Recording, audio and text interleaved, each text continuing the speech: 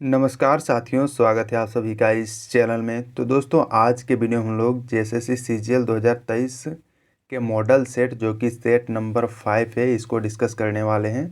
जिन लोगों के द्वारा सेट 1 से लेकर सेट 4 तक नहीं देखा गया है वो जाके देख लें, प्लेलिस्ट बना हुआ है, वहाँ से भी आपको काफ़ी मदद मिल जाएगी इस एग्ज़ाम को क्वालिफाई करने के लिए। तो दोस्तों, इसमें जो टोटल प्रश्न जो रहेंगे ये 110 प्रश्न रहेंगे। हालांकि ये जो मॉडल सेट है ये झारखंड के अंतर्गत जितने भी एग्ज़ाम होते हैं उन सभी एग्ज़ामों के लिए ये काफ़ी इम्पोर्टेंट होगी।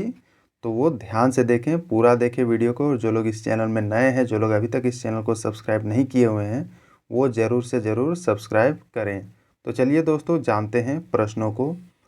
पहला प्रश्न है, झारखंड बजट 2022-23 के अनुसार बजट का सर्वाधिक अनुपात किस क्षेत्र में ये खर्च करने की योजना है। ये 2022-23 का ये डाटा पूछा जा रहा है कि किस क्षेत्र में सबसे ज़्यादा जो है पैसा खर्च किया जाएगा झारखंड बजट का जो पास हुआ है इसमें।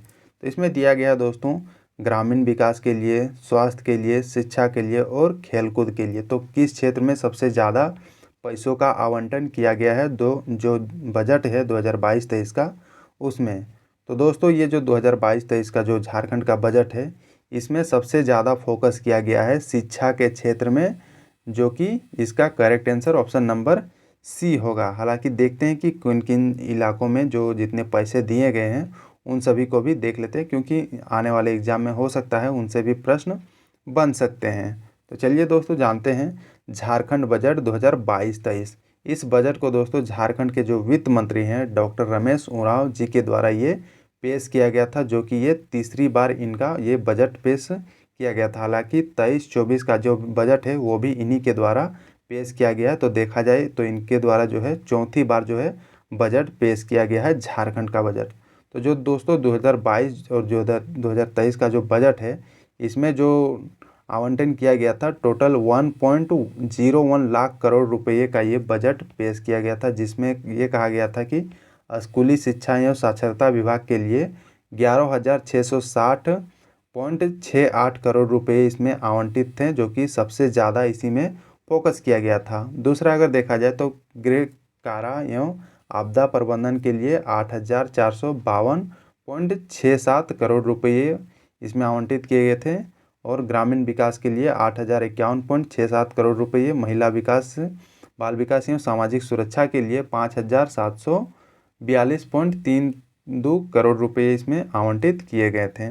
और भी थे, जैसे कि पेयजल एवं स्वच्छता के लिए 4,054.40 करोड़ रुपये, कृषि एवं संबंध प्रक्षेत्र के लिए 4,091.37 करोड़ रुपये। ये सभी जो है दोस्तों 2022-23 का ये झारखंड का बजट है, जो कि विभिन्न क्षेत्रों में जो पैसे डिस्ट्रीब्यूट किए गए हैं। अब जानते हैं दोस्तों, जो 2023-24 का जो बजट है ये भी हमारे झारखंड राज्य के वित्त मंत्री, जिनका नाम है डॉक्टर रमेश उरांव जी के द्वारा ही ये पेश किया गया। और ये जो बजट है ये 3 मार्च 2023 को ये पेश किया गया था। और इसमें जो है दोस्तों ये 1,16,418 करोड़ रुपए का ये बजट पेश हुआ था। मतलब पिछला बार जो था उससे कहीं ज़्यादा इसमें पैसे आवंटन किए गए थे, जो कि इसमें फोकस किया गया था ग्रामीण विकास, कृषि, स्वास्थ्य, शिक्षा पर इसमें विशेष जोर दिया गया था।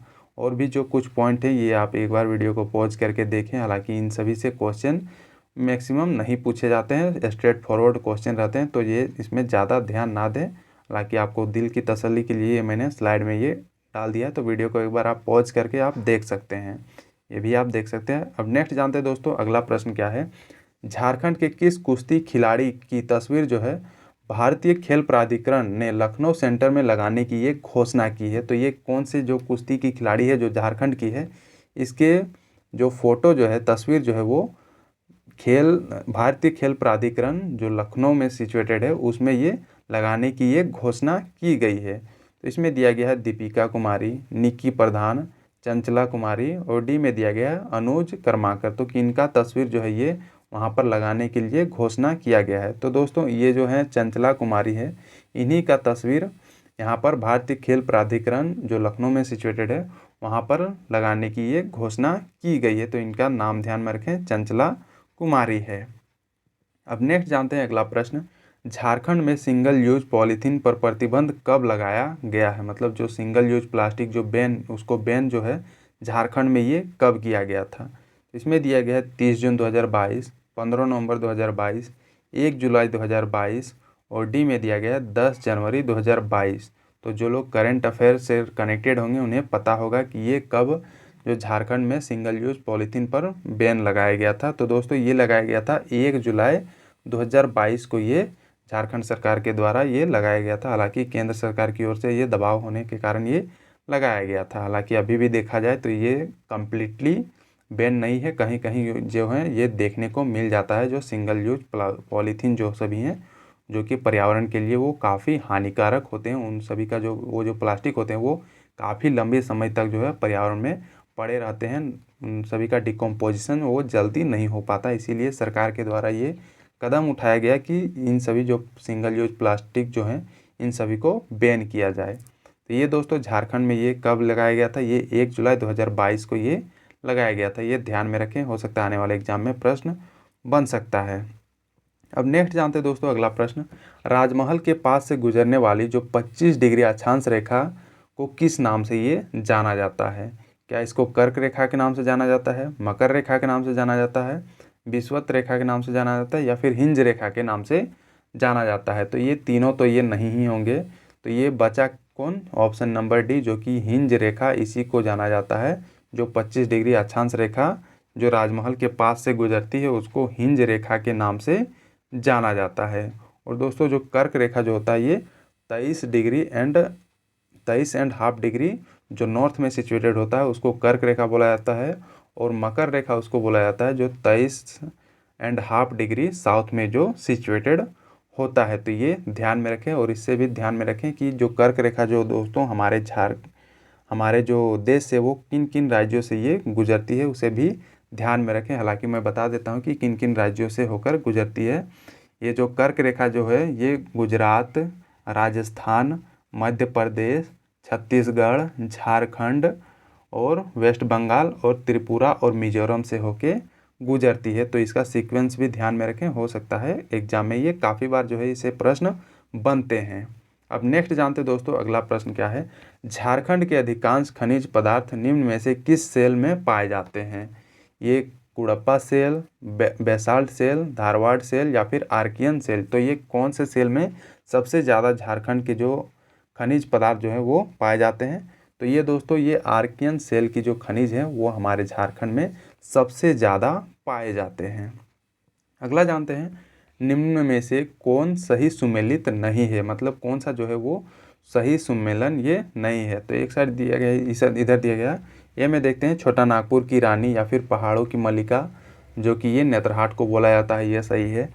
झारखंड का शिमला या शहीदों की नगरी ये रांची को बोला जाता है।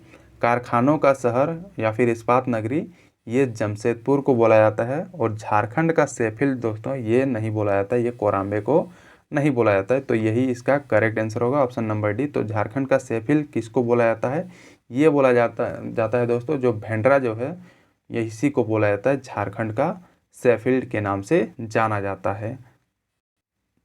अब अगले प्रश्न की ओर बढ़ते हैं। अगला प्रश्न है, झारखंड का सर्वाधिक कोयला उत्पादन क्षेत्र कौन सा है। तो ये सोन घाटी है, दामोदर घाटी है, या फिर उत्तरी कोयल घाटी है, या फिर राजमहल ट्रैप है। तो सबसे ज़्यादा कोयला उत्पादक का जो क्षेत्र है हमारे झारखंड में वो कहाँ से होता है, ये होता है दोस्तों दामोदर घाटी क्षेत्र के इलाका में सबसे ज़्यादा कोयला पाया जाता है। तो ये आपको दिख रहा होगा दामोदर का जो बेसिन है जिसमें कुछ कुछ जो बांध बनाए गए हैं, जैसे कि ये तिलैया बांध है जो कि बराकर नदी पे बना है, कोनार डैम है जो कि कोनार नदी पे बना है, तेनुघाट डैम है जो कि दामोदर नदी पे ये बना हुआ है, और इधर मैथन डैम है जो कि बराकर नदी पे ये बना हुआ है। ये सभी डैम है, ये इससे भी प्रश्न काफ़ी बार जो है ये देखने को मिल जाता है। एक पंचायत डैम है जो कि ये भी दामोदर नदी पे ये बना है, तो इसे भी ध्यान में रखें। और इसी इलाके में दोस्तों सबसे ज़्यादा कोयला हमारे झारखंड में पाया जाता है। धनबाद इधर हो गया, झरिया, इस सभी इलाके में सबसे ज़्यादा कोयला देखने को मिलती है। अब नेक्स्ट जानते हैं दोस्तों अगला प्रश्न क्या है, झारखंड में सर्वप्रथम पीतल बनाने का कारखाना कब स्थापित किया गया था। तो दोस्तों ये जो है पीतल का कारखाना हमारे झारखंड में सबसे पहले जो है ये स्थापित किया गया था 1930 ईस्वी में ये स्थापित किया गया था। अब नेक्स्ट जानते हैं और भी कुछ इम्पोर्टेंट पॉइंट्स हैं, उसे भी जान लेते हैं कि झारखंड में प्रथम सीमेंट उद्योग है जो कि इसकी स्थापना 1921 में जपला जो कि पलामू में सिचुएटेड है वहाँ पर किया गया था। तो यहाँ से भी प्रश्न हो सकता है, आने वाले एग्जाम में बन सकते हैं। और झारखंड को दोस्तों भारत का रूर भी कहा जाता है, क्योंकि यहाँ पर हमारे झारखंड राज्य में पूरे जो देश का है, मतलब पूरे भारत का, ये लगभग 40% जो है खनिज यहाँ पर पाए जाते हैं। तो ये भी ध्यान में रखें। अब नेक्स्ट है दोस्तों, इंडस्ट्रीज खान और भूविज्ञान विभाग के अनुसार झारखंड एकमात्र निर्माता किसका है। मतलब इसके अनुसार झारखंड में एकमात्र किस चीज़ का जो है उत्पादन किया जाता है। तो इसमें दिया गया तांबा, बॉक्साइट, आयरन या फिर प्राइम कोकिंग कोल। तो इसका सही उत्तर क्या होगा? इसका सही उत्तर होगा प्राइम कोकिंग कोल जो है ये ऐसा कहा गया है इंडस्ट्रीज खान एवं भूविज्ञान विभाग के द्वारा कि यही जो झारखंड जो है इसमें एकमात्र जो है प्राइम कोकिंग कोल जो है एकमात्र झारखंड में ये निर्मित होता है। तो इसे ध्यान में रखें। अब नेक्स्ट जानते हैं अगला प्रश्न क्या है। 7 जनजातीय जिलों के औद्योगिक विकास हेतु प्रयासरत झारखंड के स्वायत्त निकाय का क्या नाम है? इसका नाम क्या है जो कि 7 जनजातीय जिलों के औद्योगिक विकास हेतु इसका बनाया गया है? इसमें दिया गया रांची औद्योगिक क्षेत्र विकास प्राधिकरण, रांची औद्योगिक जिला विकास प्राधिकरण, रांची प्राधिकरण औद्योगिक क्षेत्र विकास, और डी में दिया गया है जिला रांची औद्योगिक विकास प्राधिकरण। तो इनमें से कौन सा होगा जो कि 7 जनजातीय जिलों में ये ये बनाया गया है? तो दोस्तों इसका सही आंसर होगा ये रांची औद्योगिक क्षेत्र विकास प्राधिकरण को ये बनाया गया है। अब नेक्स्ट जानते हैं अगला प्रश्न क्या है। रामगढ़ राजवंश के संबंध में कौन सा कथन ये असत्य है? ये पूछा जा रहा है कि कौन सा जो कथन है वो असत्य है। तो इसमें दिया गया है इसकी स्थापना 1368 ईस्वी में बागदेव सिंह जी के द्वारा किया गया था। बी में दिया गया है इनकी प्रथम राजधानी सिसिया और अंतिम राजधानी पदमा थी। सी में है हेमंत सिंह की राजधानी बादम थी। और डी में दिया गया है यह राजवंश सिंहभूम का प्रसिद्ध राजवंश था। तो इसमें जो है असत्य कथन कौन सा है ये पूछा जा रहा है। तो इसका असत्य कथन ये ऑप्शन नंबर डी ही है। ये एक असत्य कथन है, बाकी सभी जो है ये सही है। हालांकि यहाँ पर रामगढ़ राजवंश से संबंधित प्रश्न पूछे गए तो इसके बारे में पूरे डिटेल में जानेंगे। तो चलिए दोस्तों जानते हैं रामगढ़ राजवंश से रिलेटेड और भी जो प्रश्न बन सकते हैं उन्हें जान लेते हैं। तो जो रामगढ़ राज्य है दोस्तों इसकी स्थापना 1368 ईस्वी के लगभग में ये बागदेव सिंह के द्वारा ये किया गया था।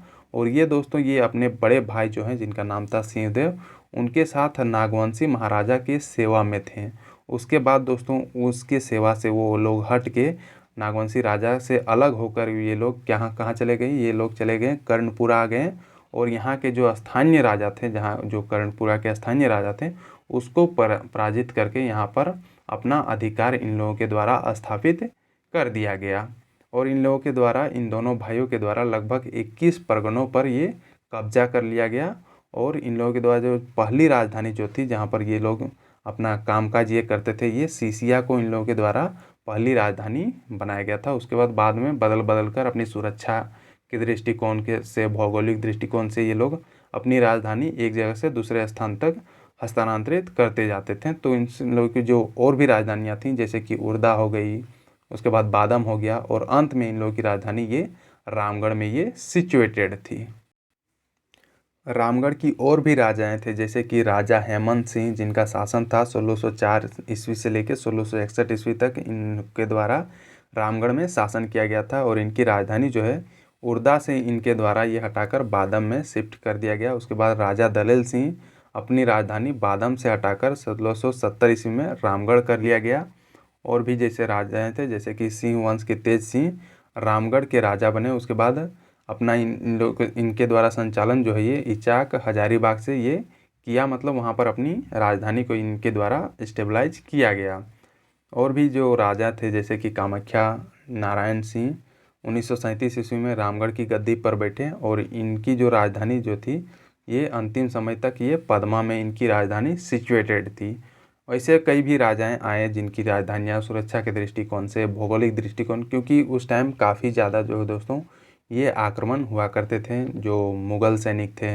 और आपस के जो आसपास के जो राजा रजवाड़े थे उन सभी के दृष्टिकोण से ये लोग अपनी राजधानियों को एक जगह से दूसरे जगह हस्तांतरित करते रहते थे।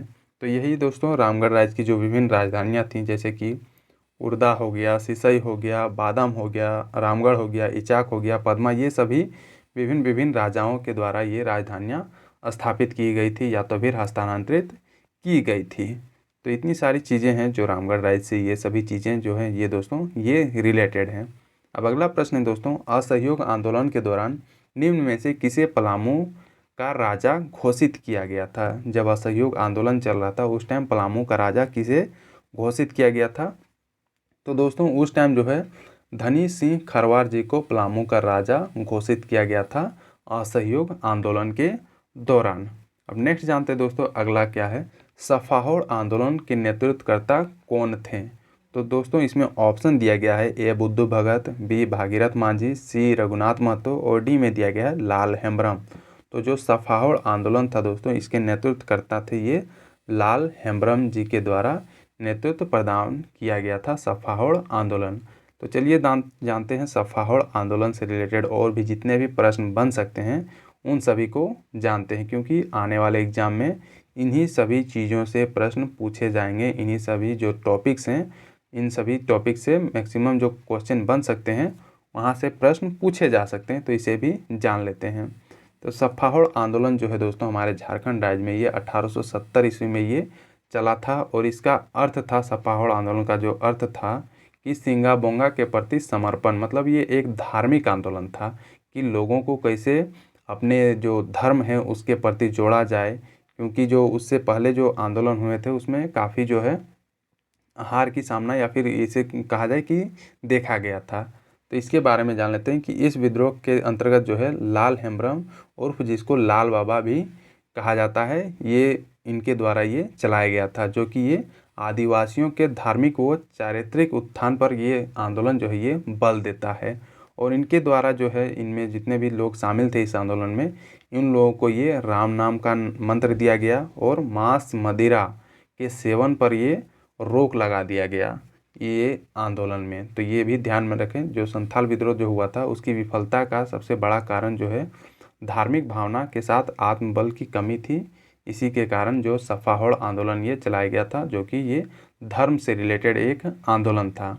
इससे और भी चीज़ें रिलेटेड है, जैसे कि इस आंदोलन के दौरान लाल बाबा ने संथाल परगना में देशोद्धारक दल की स्थापना की थी। तो यहाँ से भी प्रश्न बन सकता है कि देशोद्धारक दल की स्थापना कहाँ पर की गई थी और किसके द्वारा की गई थी? तो ये संथाल परगना में लाल बाबा के द्वारा किया गया था। और इस आंदोलन में दोस्तों लाल बाबा को पैका मुर्मू, पगाम मरांडी, रसिक लाल सोरेन तथा भत्तू सोरेन के सहयोग भी प्राप्त हुआ था। और बंगम मांझी भी थे जो इस विद्रोह में ये प्रमुख नेता के रूप में ये उभरे हुए थे, मतलब सपोर्ट कर रहे थे। और इस आंदोलन का जो संबंध जो देखा जाए तो मूलतः ये संथाल जनजाति से था। तो ये ध्यान में रखें, मतलब ये एक धार्मिक पवित्रता से रिलेटेड ये एक आंदोलन जो चलाया गया था। दोस्तों क्लास अगर अच्छा लग रहा हो तो वीडियो को लाइक शेयर ज़रूर करें अपने दोस्तों के प्रति, ताकि ये जो है ज़्यादा से ज़्यादा इसका बेनिफिट डिफरेंट लोग ये ले सके। अब नेक्स्ट जानते हैं दोस्तों अगला प्रश्न क्या है, महेशपुर की रानी सर्वेश्वरी ने अपनी ज़िंदगी के आखिरी दिन किस जेल में ये बिताए थे? जो अंग्रेज़ों के द्वारा इनको कैद कर लिया गया था, तो ये लास्ट जो इनका जो जीवन का जो लास्ट दिन था वो किस जेल में इनके द्वारा बिताया गया था? तो ये दोस्तों ये भागलपुर जेल में इनको शिफ्ट किया गया था, जो अंग्रेज़ों के द्वारा ये आंदोलन करते करते पकड़ी गई थी। उसके बाद इसको अंग्रेज़ों के द्वारा भागलपुर जेल में ये रखा गया था और उसके बाद वहीं इनकी आखिरी जो ज़िंदगी के आखिरी दिन थे वो वहीं पर बीते थे, मतलब भागलपुर जेल में ही उनकी मृत्यु हो गई थी। अब नेक्स्ट जानते हैं दोस्तों अगला क्या है, झारखंड के किस मंदिर में एक ही स्थान पर काली कुल की देवी उग्रतारा एवं श्री कुल की देवी लक्ष्मी की प्रतिमा ये स्थापित है? तो ये कौन सी मंदिर जो कि कहाँ पर ये सिचुएटेड है? इसमें दिया गया है उग्रतारा मंदिर लातेहार, बी में दिया गया भूखौर मंदिर धनबाद, भद्रकाली मंदिर चतरा और डी में दिया गया है माई योगिनी मंदिर जो कि गोड्डा में सिचुएटेड है। तो ये कौन सी मंदिर है जहाँ पर मतलब काली देवी की प्रतिमा और लक्ष्मी देवी की प्रतिमा एक साथ ये सिचुएटेड है। तो ये दोस्तों ये उग्रतारा मंदिर जो कि लातेहार में ये सिचुएटेड है, यहीं पर ये दोनों देवियों की प्रतिमा ये सिचुएटेड है। अब नेक्स्ट जानते हैं दोस्तों, अगला प्रश्न है, निम्न में से किस मंदिर में ज्वालाजी मंदिर जो कि हिमाचल प्रदेश से लाकर अखंड ज्योति स्थापित की गई है? तो ये किस मंदिर में ये स्थापित की गई है? तो दोस्तों ये शक्ति मंदिर धनबाद में ये स्थापित की गई है। तो इसका correct answer option number C है। अगला प्रश्न है, किस राष्ट्रीय नेता को होम रूल आंदोलन के सिलसिले में रांची में नज़रबंद किया गया था? तो वे कौन से राष्ट्रीय नेता थे? इसमें दिया गया राजेंद्र प्रसाद, अबुल कलाम आज़ाद, मजहरूल हक, और डी में दिया गया महात्मा गांधी। तो ये दोस्तों इसका करेक्ट आंसर जो होगा ये अबुल कलाम आज़ाद जी को यहाँ पर रांची में नज़रबंद किया गया था, और इन्हीं के द्वारा रांची में अंजुमन इस्लामिया और मदरसा इस्लामिया की स्थापना की गई थी जब इनको यहाँ पर लाया गया था। तो ये भी ध्यान में रखें, यहाँ से भी प्रश्न पूछे जाते हैं। अगला जानते हैं, 1857 के विद्रोह के दौरान रोहिणी गांव में तैनात 32वीं रेजिमेंट सेना की कमान किसके हाथों में थी? जब 1857 की क्रांति हो रही थी उस टाइम रोहिणी गांव में तैनात जो थी 32वीं रेजिमेंट, उसके सेना की कमान किसके हाथों में थी? ये प्रश्न पूछा गया है। इसमें दिया गया विल्किंसन के हाथों में, मैकडोनाल्ड के हाथों में, क्लीवलैंड के हाथों में, और डी में दिया गया केमथ के हाथों में। तो ये किन के हाथों में थी? ये था दोस्तों ये मैकडोनाल्ड के हाथों में था, जो 1857 का विद्रोह हुआ था, और ये रोहिणी गांव में जो 32वीं रेजिमेंट जो सेना वहाँ पर सिचुएटेड थी उसका कमान ये मैकडोनाल्ड जी के द्वारा संभाला जा रहा था। अगला प्रश्न है, निम्न में से कौन सा कथन जो है ये सत्य है? ये पूछा जा रहा है। तो इसमें दिया गया है, असम के क्रांतिकारी आंदोलन का झारखंड पर गहरा प्रभाव पड़ा। बी में दिया गया है, दुमका में गोल्डन लीग की स्थापना की गई थी। सी में दिया गया है, सिलेरबाड़ी नामक मकान से 1916 में बम बनाने की सामग्रियां प्राप्त हुई थी। और डी में दिया गया है, देवघर स्थित आर मित्रा हाई स्कूल के प्रिंसिपल शांति कुमार बख्शी क्रांतिकारियों को प्रशिक्षण देते थे। तो इनमें से कौन सा जो कथन है वो सत्य है? तो दोस्तों इसमें जो सत्य कथन है ये ऑप्शन नंबर डी है, जो देवघर स्थित आर मित्रा हाई स्कूल जो था उसके जो प्रिंसिपल थे जिनका नाम शांति कुमार बख्शी था, उनके द्वारा क्रांतिकारियों को प्रशिक्षण दी जा रही थी। बाकी ये सभी कथन ये गलत हैं। अब नेक्स्ट जानते हैं अगला प्रश्न क्या है, सविनय अवज्ञा आंदोलन के दौरान कहाँ जंगल सत्याग्रह चलाया गया था? तो ये दोस्तों ये जंगल सत्याग्रह जो है ये चक्रधरपुर में ये चलाया गया था, जो कि सविनय अवज्ञा आंदोलन के दौरान ये चलाया गया था। अगला प्रश्न है, निम्न में से कौन सी सही सम्मिलित नहीं है? इनमें से कौन सा जो है वो सही सम्मेलन नहीं है ये पूछा जा रहा है। तो इसमें एक साइड दिया गया है रचना और दूसरे साइड दिया गया है रचनाकार दिया गया है। तो चलिए देखते हैं। इसमें है मुंडारी फॉकटेल, जो कॉकटेल ये होगा, फॉकटेल नहीं होगा, कॉकटेल, मुंडारी कॉकटेल ये है, ये इसके रचनाकार हैं पीके मित्रा। बी में दिया गया मुंडा दुरह, इसके रचनाकार हैं WG आचार्य। सी में दिया गया है मुंडारी ग्रामर, जो कि इसकी रचना है सी पैट्रेट। और डी में दिया गया मुंडारी एंड देयर कंट्री, इसके रचनाकार हैं SC राय। तो इसमें से सम्मिलित कौन सा सही नहीं है? ये जो ऑप्शन नंबर सी है ये इसका गलत सम्मेलन है। ये बाकी सभी जो है ये सही, जो कि मुंडारी कॉकटेल है ये पीके मित्रा जी के द्वारा लिखा गया है, मुंडा दुरा ये WG आचार्य जी के द्वारा लिखा गया है, और मुंडारी एंड देयर कंट्री जो है ये SC राय जी के द्वारा लिखा गया है। अब नेक्स्ट जानते हैं दोस्तों अगला प्रश्न क्या है, निम्न में से कौन सा विकल्प सही सम्मिलित नहीं है? ये भी कौन सा सही नहीं है ये पूछा जा रहा है। इसमें भी एक साइड रचना दिया गया है, दूसरे का साइड क्या दिया गया है? रचनाकार दिया गया है। में दिया गया है वन लक्ष्मी, जो कि WG आचार्य जी के द्वारा लिखा गया है। बी में है ग्रह के काफेर, जो कि अनंत सहाय अखौरी जी के द्वारा लिखा गया है। और सी में दिया गया है आखर 84, जो कि कमल जी के द्वारा लिखा गया। और डी में दिया गया है आदमी, जो कि द्वारिका प्रसाद जी के द्वारा लिखा गया। तो इसमें से कौन सा सही नहीं है ये पूछा जा रहा है। तो इसमें जो ऑप्शन नंबर ए है यही ये सही नहीं है, बाकी ये तीनों जो है ये सही सुमेलित हैं। तो ये सभी का नाम ये ध्यान में रखें, याद कर लें, हो सकता है आने वाले एग्जाम में प्रश्न बन सकते हैं। अब नेक्स्ट है दीपिका कुमारी, पूर्णिमा महतो, मधुलिता कुमारी,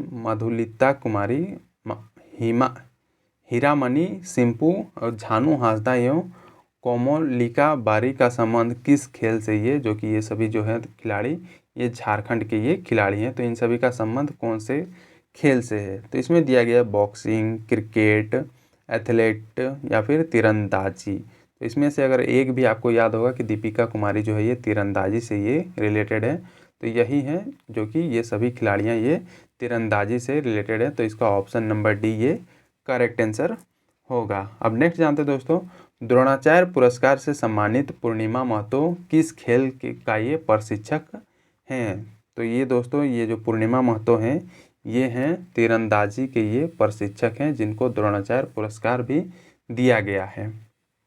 अगला प्रश्न है, ये मिलान करने के लिए दिया गया है कि एक साइड दिया गया स्थान और दूसरे साइड स्टेडियम दिया गया है। तो चलिए देखते हैं कि कौन सा ये करेक्ट आंसर होगा। तो दोस्तों जो किन्नन स्टेडियम जो है ये कहाँ पर सिचुएटेड है, ये सिचुएटेड है जमशेदपुर में, ये सिचुएटेड है जो किन्नन स्टेडियम है। और इसका अगर देखा जाए ए का जो है वो 4, तो ये कहाँ पर है, केवल एक दिख रहा है कि बी नंबर ऑप्शन, तो यही इसका करेक्ट आंसर होगा ए का 4। बाकी और भी देख लेते हैं। जो मेकन स्टेडियम है ये सिचुएटेड है रांची में, ये सिचुएटेड है। और परमवीर अल्बर्ट एक्का स्टेडियम जो है दोस्तों ये गुमला में ये सिचुएटेड है। और इंडोर स्टेडियम जो है दोस्तों ये सिचुएटेड है ये दुमका में ये सिचुएटेड है। तो ये रहा ये सभी जो स्टेडियम है उन सभी को ध्यान में रखें। हालांकि इसमें और भी स्टेडियम ये डाले गए हैं जितने भी झारखंड के स्टेडियम है। जैसे कि देखा जाए झारखंड क्रिकेट स्टेडियम ये रांची में सिचुएटेड है, बिरसा स्टेडियम ये भी रांची में है, मेकन स्टेडियम ये भी रांची में है,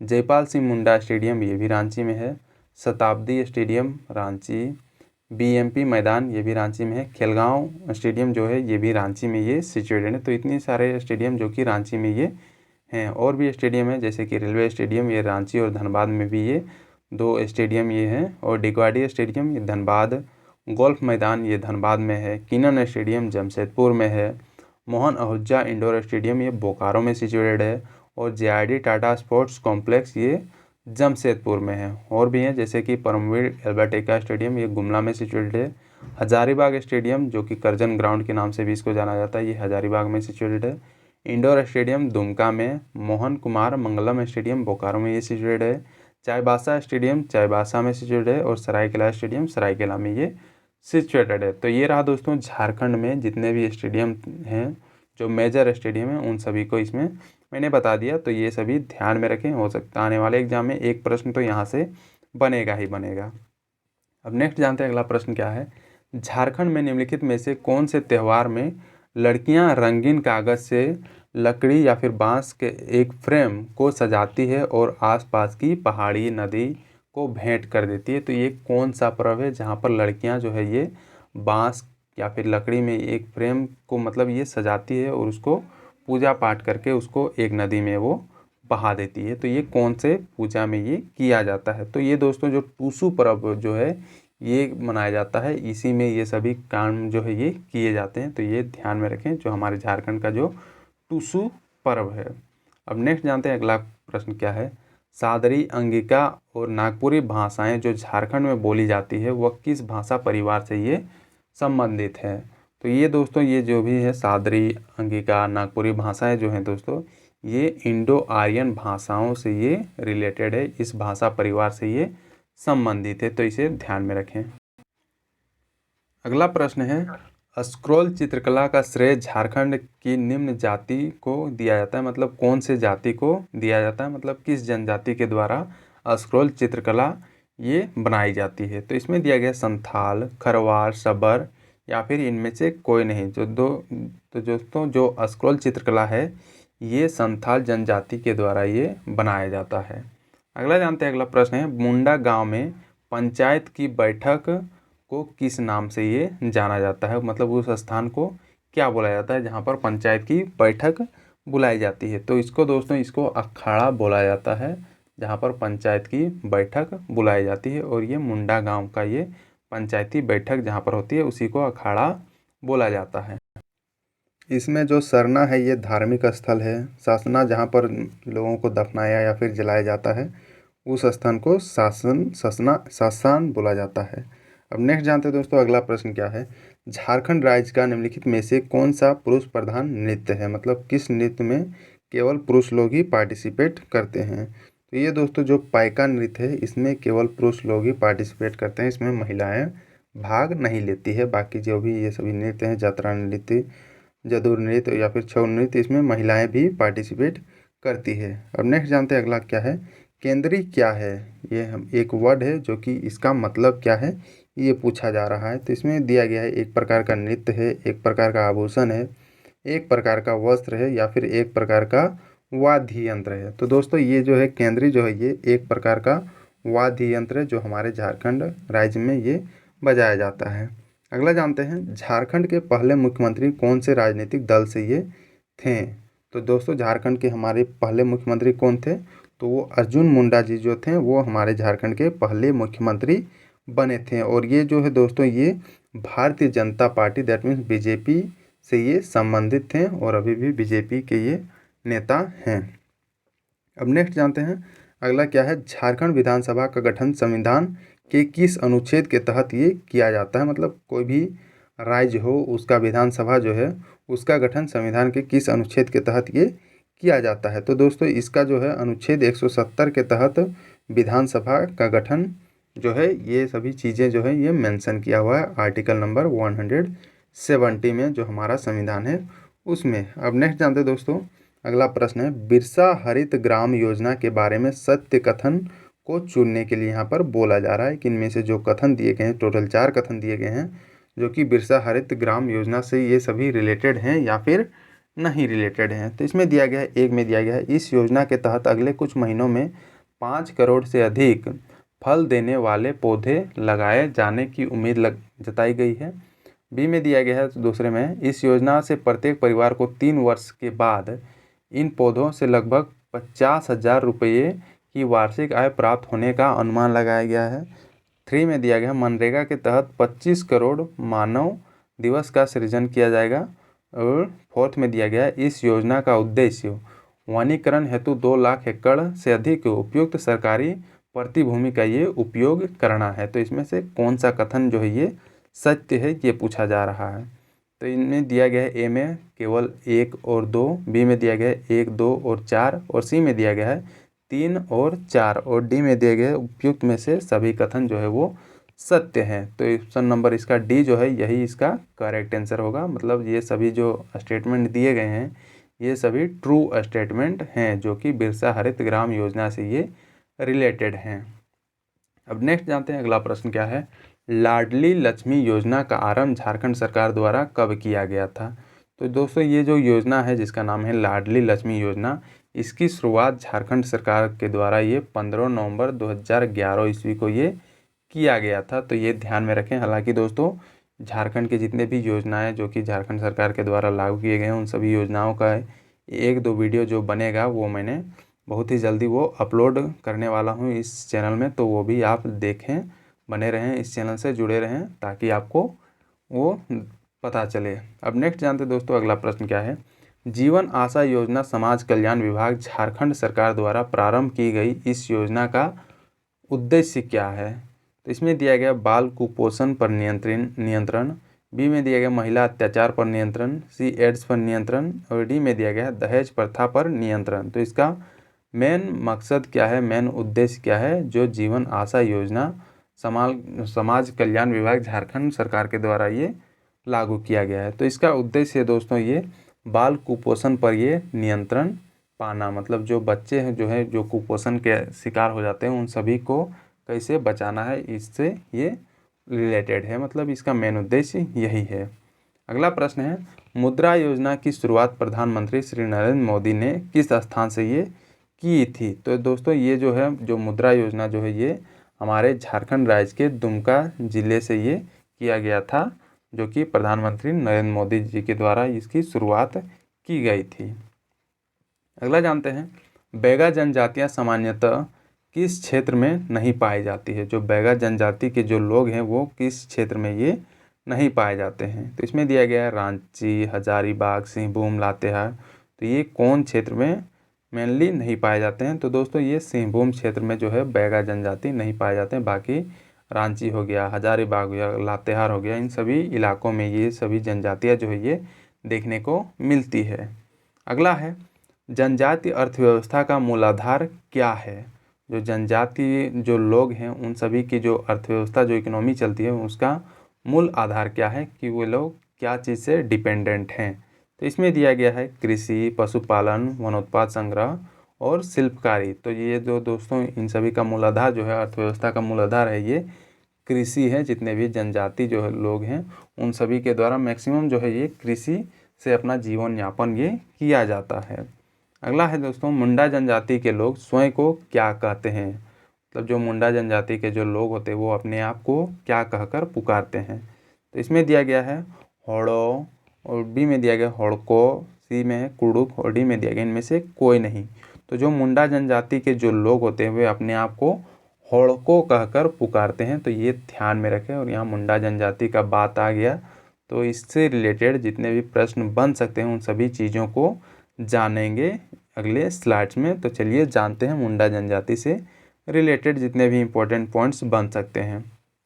तो दोस्तों जो मुंडा जनजाति जो है ये हमारे झारखंड राज्य का ये तीसरा सबसे बड़ा जनजाति है। तो ये ध्यान में रखें। और अगर प्रजातीय दृष्टिकोण से अगर देखा जाए तो ये जो मुंडा जो लोग हैं ये प्रोटो ऑस्ट्रेलाइड समूह से ये रिलेटेड हैं। और इन लोगों का जो है रांची जिला इस जनजाति का मुख्य निवास स्थान ये देखा गया। मतलब मैक्सिमम जो है ये रांची ज़िले में ये निवास करते हैं। इसके अतिरिक्त अगर देखा जाए तो हो गया गुमला, सिमडेगा, पश्चिमी सिंहभूम और सरायकेला ज़िले में भी ये देखने को मिल जाते हैं। अब इन जनजातियों का जो है और भी नाम से जाना जाता है, जैसे कि कोल के नाम से भी इनको जाना जाता है। और जो तमाड़ क्षेत्र में जो रहते हैं उन सभी को तमाड़िया मुंडा या फिर पातर मुंडा के नाम से भी जाना जाता है। तो ये सभी जो पॉइंट्स हैं इसे ध्यान में रखें क्योंकि मैक्सिमम जो पॉइंट जो है इनसे रिलेटेड मुंडा जनजाति से रिलेटेड ये यहाँ पर डाले गए हैं। और भी हैं जैसे कि ये स्वयं को क्या बोलते हैं? होड़को बोलते हैं अपने आप को। और यहीं से प्रश्न पूछा गया है। और ये जो है दोस्तों ये जनजाति जो है ये अपने गोत्र को किल्ली बोलते हैं। मतलब मुंडा जनजाति के जो गोत्र सब होते हैं उन सभी को किल्ली बोला जाता है। और ये लोग जो भाषा बोलते हैं ये लोग मुंडारी भाषा का यूज करते हैं। और ये जो भाषा जो है मुंडारी भाषा जो है दोस्तों ये ऑस्ट्रो एशियाटिक भाषा परिवार के अंतर्गत ये आती है। और ये लोग जो अपनी भाषा जो मुंडारी भाषा जो है इसको होडो जगर भी कहते हैं। तो ये ध्यान में रखें। और इन लोगों के द्वारा जो युवा गृह जो चलती है जिसको गीती ओड़ा कहा जाता है। अब ये युवा गृह जो दोस्तों ये युवाओं को प्रशिक्षण या फिर गुरुकुल की तरह ये यहाँ पर मतलब इस जो युवा गृह जो है यहाँ पर ये सभी व्यवस्थाएं जहाँ पर युवाओं को मतलब प्रशिक्षण वगैरह जो दिया जाता है, इन सभी का जो रीति रिवाज है उन सभी को सिखाया जाता है। तो ये ध्यान में रखें। जो मुंडा जनजाति का जो परिवार है दोस्तों ये पितृसत्तात्मक या फिर पितृवंशीय ये होता है। मतलब जो पिता जो होते हैं वही परिवार के मेन जो होते हैं, मेन सदस्य जो होते हैं, जो मुखिया जिसको बोल सकते हैं वो पिता एक होते हैं। मतलब इस जनजाति में पितृसत्तात्मक को फॉलो किया जाता है। और भी चीज़ें जैसे कि मुंडा लोगों में समगोत्र विवाह ये वर्जित है। मतलब एक ही गोत्र में विवाह नहीं किया जा सकता ये। हालांकि ये जो चीज़ है ये मैक्सिमम जनजाति में ये देखने को मिलता है। और इनके जो मुख्य देवता जो है ये सिंगा बोंगा है, जो कि सिंगा बोंगा पर जो है सफ़ेद फूल, सफ़ेद भोग पदार्थ एवं सफ़ेद मुर्गा की बलि ये चढ़ाई जाती है। मतलब जो देवता जो है सिंगा मोंगा उसमें ये सभी चीज़ें जो सफ़ेद सफ़ेद जो है इन सभी को यहाँ पर बलि प्रसाद के रूप में ये चढ़ाया जाता है। इसके और भी जो प्रमुख देवताएं हैं, देवी देवता हैं, जैसे कि हाथू बोंगा जो कि ग्राम देवता, देसावली जो कि गांव की सबसे बड़ी देवी और बुरु बोंगा जो कि पहाड़ देवता और इक्कीर बोंगा जो कि जल देवता को ये लोग मानते हैं और ओड़ा बोंगा जो कि कुल देवता को ये सभी ओड़ा बोंगा कहते हैं। तो इन सभी का नाम ध्यान में रखें, यहाँ से भी प्रश्न बन सकता है। और जो धार्मिक मुखिया जो होता है इन सभी का उसको पाहन कहा जाता है। और पाहन का जो सहायक होता है पूजा पाठ करने में जो उसका हेल्प करता है उसको पुजार या फिर पनभरा भी बोला जाता है। तो ये ध्यान में रखें। और भी चीज़ें हैं जैसे कि इस जनजाति में डेहरी ग्रामीण पुजारी होते हैं। और इसके जो प्रमुख त्यौहार हैं जैसे कि सरहुल, करमा, सोहराय, माघे त्यौहार, फागु त्यौहार, बतौली देसाई और ये सौ बोंगा जतरा, ये सभी जो त्यौहार हैं इस जनजाति में ये मनाए जाते हैं। और इस जनजाति के जो प्रमुख स्थल हैं जैसे कि सरना, अखाड़ा, शसान, ये सभी जो है सरना जहाँ पर धार्मिक स्थल होता है, अखाड़ा जहाँ पर पंचायत वगैरह जो बैठक होती है वहाँ पर किया जाता है, और शसना जो मतलब जहाँ पर दफनाया जाता है मरने के बाद उसको शसान बोला जाता है। तो ये सभी चीज़ें भी ध्यान में रखें। हालांकि ये सभी यहाँ पर दिया गया है, तो इसे एक बार वीडियो को पॉज करके आप खुद भी पढ़ सकते हैं। और भी चीज़ें दिया गया है, जैसे कि इन सभी जनजाति का मुख्य पेशा जो है दोस्तों ये कृषि था, वगैरह वगैरह चीज़ें यहाँ पर भी दिए गए हैं। तो चलिए दोस्तों, और भी चीज़ें जो है और भी प्रश्न जो है वो भी जानते हैं। एक ही पॉइंट पे ज़्यादा टाइम नहीं देना चाहिए, तो ये आप खुद वीडियो को पॉज करके आप पढ़ लें इसको। अब नेक्स्ट जानते हैं अगला प्रश्न क्या है।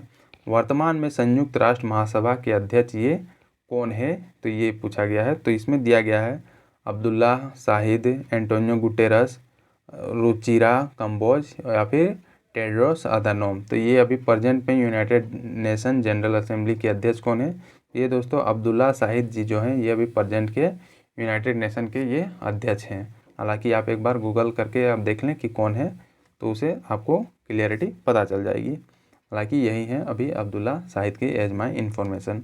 अब नेक्स्ट जानते हैं दोस्तों, हाल ही में गीतांजलि श्री को उनके किस उपन्यास हेतु मैन बुकर अंतर्राष्ट्रीय पुरस्कार 2022 जो है ये प्रदान किया गया है। तो ये किनको मतलब कौन सा जो है उपन्यास उसके लिए ये पुरस्कार दिया गया है। तो दोस्तों ये जो उपन्यास है टॉम्ब ऑफ सेंट, इसके लिए दिया गया है गीतांजलि श्री जी को मैन बुकर अंतर्राष्ट्रीय इंटरनेशनल पुरस्कार जो है 2022 ये दिया गया। हालांकि ये काफ़ी न्यूज़ में था, तो ये ध्यान में रखें। अगला जानते हैं, पुस्तक a brief history of time किसके द्वारा ये लिखी गई है। तो ये जो पुस्तक है दोस्तों ये स्टीफन हॉकिंस जी के द्वारा लिखा गया है, जिसका नाम है a brief history of time.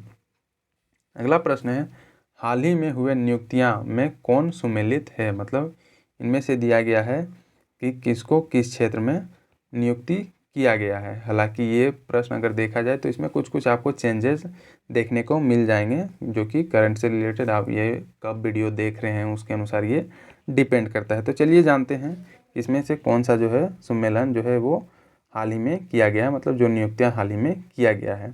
इसमें दिया गया ए में रुचिरा कंबोज जो कि संयुक्त राष्ट्र में भारत की ये नई राजदूत, इनको नियुक्त किया गया है।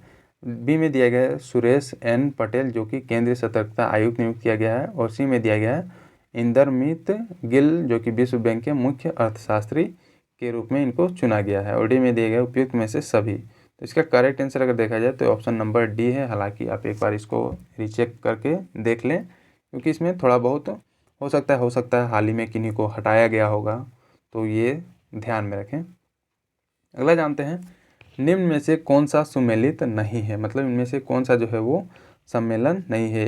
एक साइड दिया गया है सैन्य अभ्यास और एक साइड दिया गया है देश जिसके साथ वो सैन्य अभ्यास कंडक्ट करवाया गया है। तो इसमें दिया गया ए में वरुण जो कि भारत और फ्रांस के बीच ये है, और यह बोंगो सागर जो कि भारत और बांग्लादेश के बीच। और सी में दिया गया सिलनेक्स जो कि भारत और सिंगापुर के बीच। और डी में दिया गया पानेक्स जो कि बिमस्टेक देशों के बीच ये किया गया है। तो इसमें से कौन सा जो है वो सुमेलित नहीं है। हालांकि ये ऑप्शन नंबर सी जो है ये सुमेलित नहीं है। ये सिलनेक्स जो है ये भारत और श्रीलंका के बीच ये युद्ध अभ्यास है। अब नेक्स्ट जानते हैं अगला प्रश्न क्या है, निम्नलिखित युग्मों में कौन सा युग्म सुमेलित नहीं है। ये इसमें भी पूछा जा रहा है कौन सा युग्म सुमेलित नहीं है। तो इसमें दिया गया है दोस्तों देश और एक साइड राजधानी दी गई है। इसमें दिया गया एक साइड फ्रांस जिसकी राजधानी दुबई है, और बी में दिया गया इटली जिसकी राजधानी रोम है, सी में नॉर्वे जिसकी राजधानी बर्लिन है, और डी में दिया गया है हंगरी जिसकी राजधानी बुडापेस्ट है। तो इसमें करेक्ट आंसर क्या है ये पूछा जा, मतलब जो सम्मिलित नहीं है ये पूछा जा रहा है। इसमें एक साइड दिया गया है देश और दूसरी साइड क्या दिया गया है राजधानी दी गई है। इसमें देख लेते हैं फ्रांस की राजधानी दुबई, हालांकि ये गलत है। इटली की राजधानी रोम, ये सही है। नॉर्वे की राजधानी बर्लिन, ये भी गलत है। और डी में दिया गया है हंगरी की राजधानी जो कि बुडापेस्ट है। इसमें दो सम्मिलित नहीं है, हालांकि इसमें एक ही होता, लेकिन ये ऑप्शन थोड़ा ऊपर नीचे हो गया। ये फ्रांस की कैपिटल ये बर्लिन होगी और ये दुबई यहाँ पर होना चाहिए। तो ऑप्शन नंबर सी अगर देखा जाए, मतलब अगर यहाँ पर देखा जाए तो ये दो इनकरेक्ट है, मतलब ये दोनों सम्मिलित नहीं है। अब नेक्स्ट जानते हैं दोस्तों अगला प्रश्न क्या है, इनमें से किस देश की मुद्रा जो है ये रुपया है। तो इसमें दिया गया है सेशेल्स, नेपाल या फिर दोनों, या डी में दिया गया कोई नहीं। तो दोस्तों ये सेशेल्स और नेपाल ये दोनों की रुपया अगर मुद्रा देखा जाए तो ये रुपया यहाँ पर यूज की जाती है। अगला प्रश्न है, हाल ही में खबरों में रहा हम्बनटोटा बंदरगाह किस देश में ये स्थित है जिस पर चीन का अधिकार हो गया है। तो ये बंदरगाह जो पोर्ट है, सी पोर्ट है, ये किस देश में ये स्थित है जिसको हम्बनटोटा बंदरगाह बोला जाता है। तो दोस्तों ये श्रीलंका का ये एक पोर्ट है जो कि ये अब चीन के द्वारा मतलब ये अधिकार कर लिया गया, क्योंकि चीन जो श्रीलंका जो है वो चीन से काफ़ी ज़्यादा लोन लिया था और उसको चुकता नहीं करने के कारण ये हम्बनटोटा जो पोर्ट है उसको अब चीन 99 या फिर कितने सालों के लिए वो लीज पे अब ले लिया है। अब नेक्स्ट जानते हैं दोस्तों, कौन सा सुमेलित ये नहीं है, मतलब जो सुमेलित नहीं है, सही सुमेलित नहीं है। इधर एक साइड दिया गया भाषा, दूसरी साइड दिया गया लिपि दिया गया है। अब जानते हैं हिंदी भाषा की जो लिपि होती है ये देवनागरी होती है, संथाली भाषा की ओलची की होती है और पंजाबी भाषा की गुरुमुखी होती है, और डी में दिया गया है अंग्रेजी भाषा की ग्रीक होती है। तो इसका यही गलत आंसर है, अंग्रेजी भाषा की क्या होती है, इसकी रोमन होती है जो लिपि होती है। तो ये ध्यान में रखें।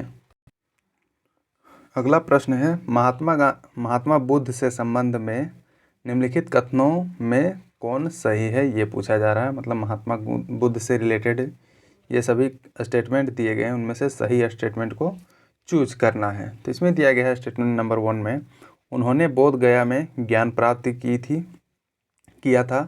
सेकंड में दिया गया है उन्होंने वैदिक धर्म को अस्वीकार किया था। थर्ड में दिया गया है उनका जन्म कपिलवस्तु में हुआ था। और फोर्थ में दिया गया उन्होंने आर्य सत्य का प्रचार किया था। तो इनमें से कौन सा जो है दोस्तों वो सही कथन है, ये पूछा जा रहा है। तो इसमें दिया गया है ऑप्शन ए में केवल 1 तथा 2, बी में दिया है केवल 1 तथा 3, और सी में दिया है केवल 1 2 3, और डी में दिया गया है 1 2 3 तथा 4। ये मतलब ये चारों सही है। तो इनमें से कौन सा जो कथन है जो सही है। तो दोस्तों ये सभी कथन ये जो दिए गए हैं ये चारों कथन सत्य है। That means option number D इसका करेक्ट आंसर हो जाएगा, जो कि महात्मा बुद्ध से ये सभी रिलेटेड स्टेटमेंट्स हैं। अगला जानते हैं, सूची 1 को सूची 2 के साथ सुमेलित कीजिए एवं नीचे दिए गए कुट में से सही विकल्प का चयन कीजिए। तो इसमें दिया गया है एक साइड सूची 1, दूसरे साइड सूची 2। इधर दिया गया है दीवाने अर्ज, मतलब ये मुगल काल से ये सभी चीज़ें जो है ये टर्म्स जो है ये रिलेटेड हैं। तो ये पूछा जा रहा है कौन सा टर्म के लिए क्या चीज़ यूज होता था। इसमें दिया गया एक साइड दीवाने अर्ज, दीवाने रिसालत, दीवाने इंसा और दीवाने वजारत। और दूसरे साइड दिया गया धार्मिक मुद्दों से संबंधित, सरकारी पत्र व्यवहार से संबंधित, और थर्ड में दिया गया है वित्तीय मामलों से संबंधित, और फोर्थ में दिया गया है सेना विभाग से संबंधित। तो इसमें से कौन सा जो है ये करेक्ट है वो पूछा जा रहा है, यहाँ पर ऑप्शंस दिए गए हैं। तो इसमें देखा जाए दोस्तों तो इसका ऑप्शन नंबर डी ये करेक्ट आंसर है। तो चलिए देखते हैं कि क्या क्या इसका करेक्ट है। ए में देखा जाए दीवाने अर्ज जो कि ये सेना विभाग से ये संबंधित है, और बी में देखा जाए दीवाने रिसालत जो कि ये संबंधित है धार्मिक मुद्दों से ये संबंधित है, और सी में है दीवाने इंसा जो कि ये रिलेटेड है सरकारी पत्र व्यवहार से ये संबंधित है, और दीवाने वजारत जो कि वित्तीय मामलात से ये संबंधित है। तो ये सभी चीज़ें हैं जो कि मुगल काल में ये यूज किए जाते थे। अब नेक्स्ट जानते हैं अगला क्या है। इसमें भी दिया गया है एक साइड सूची 1 दूसरे साइड सूची 2 दिया गया है और इसको मिलान करना है। इसमें दिया गया है बख्त खां ये कहाँ का ये इसका शासक था, मतलब ये किस क्षेत्र में उनका कार्य क्षेत्र था। बी में दिया गया है मौलवी अब्दुल्ला, सी में कुंवर सिंह, और डी में दिया गया नाना साहब। तो इसको मैच करना है। तो चलिए मैच करते हैं कि कौन सा इसका करेक्ट आंसर होगा। तो चलिए देखते हैं। ये जो बख्त खां जो है दोस्तों ये दिल्ली का ये कार्य क्षेत्र इसका था, और अगर मौलवी अहमदुल्ला का अगर देखें तो इसका कार्य क्षेत्र जो था ये था अवध था, और कुंवर सिंह का जो था ये था आरा था, और नाना साहब का जो ये कानपुर था। ये हालांकि ये जो मॉडर्न इंडिया अच्छे से पढ़े होंगे उनको पता होगा कि कानपुर से ये नाना साहब थे। अब नेक्स्ट जानते हैं अगला क्या है। अगला है दोस्तों भारत में आधुनिक शिक्षा प्रणाली की नींव किससे पड़ी है। मतलब जो आधुनिक शिक्षा मॉडर्न एजुकेशन जो है दोस्तों ये हमारे देश में ये कौन से अधिनियम के तहत इसको लाया गया था। इसमें दिया गया है 1813 का चार्टर अधिनियम, 1835 का मैकाले का स्मरण पत्र, सी में दिया गया 1882 का इंटर हंटर आयोग, ये होगा इंटर आयोग नहीं, और डी में दिया गया है 1854 का वुड्स का डिस्पैच। तो इसमें से कौन सा जो है ये करेक्ट होगा। तो इसमें जो दोस्तों 1835 का जो मैकाले का स्मरण जो है इसमें ये लाया गया था, इसके तहत लाया गया था, भारत में आधुनिक शिक्षा प्रणाली की ये नींव रखी गई थी। अब नेक्स्ट जानते हैं अगला क्या है।